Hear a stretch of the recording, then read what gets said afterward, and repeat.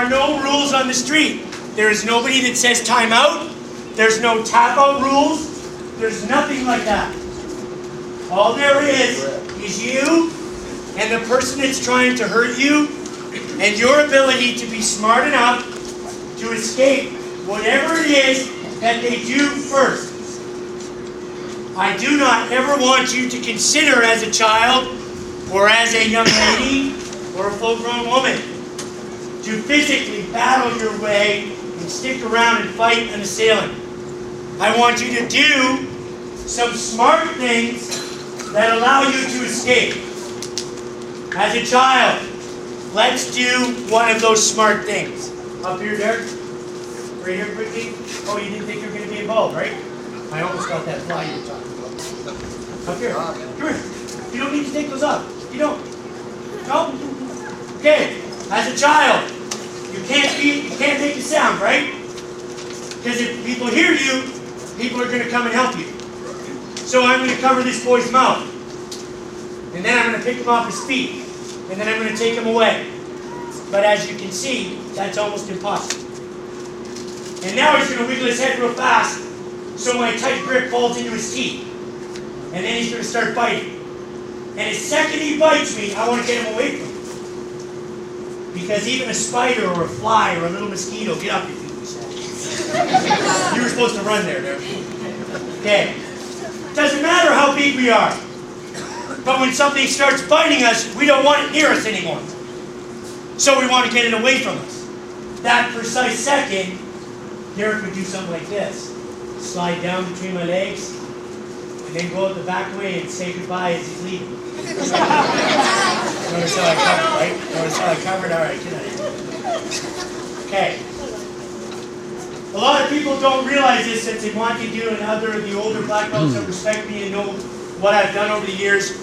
My whole course of my jiu-jitsu training with Master Reynolds, I was involved in bouncing. People call it bouncing. I prefer to call it being security of one of the major rock bars in Richmond Hill. The place was called Blackhawk Motor Inn. By the time I was 19, I was the head of security, but everybody was older than me, so I was never given that title. But you can bet when something happened, my name was the first one they called. I used to take pride in the fact that you could come and have a fun time at our establishment and be safe. Not making sure that I could beat people up or hurt people. I wanted you to come with your girlfriend and be safe. Does that sound feasible? Okay. If people were safe and there wasn't any fighting, I was doing my job. But over that course of my training and my time, I did see a lot of altercations. Why do men fight? Why do men fight? What? Okay, that's taking it to a chemical level. You're right, but I believe it's because women are watching. That's why men fight. And that's the only reason. Now, times they are changing. We know that. But the basic rudimentary function of two men coming together is for some primeval reason. And you think it's you're being tough or he's being tough. It's not that. It's destiny. My father used to say that men will fight. Men will lock heads. A real man will pick the man up off the floor and buy him a beer and have a friend for life. I've practiced that and I know it's true.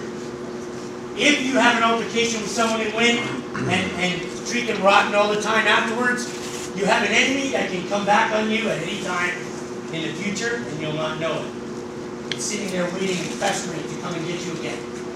Everybody agree with that?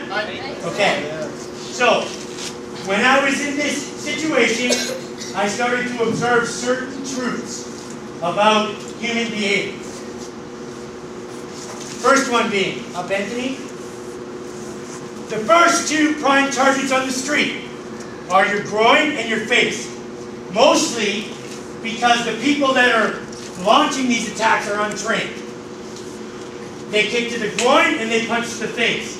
Why do they kick to the groin, gentlemen? We all know. Because they know that if that technique lands, it's going to be effective.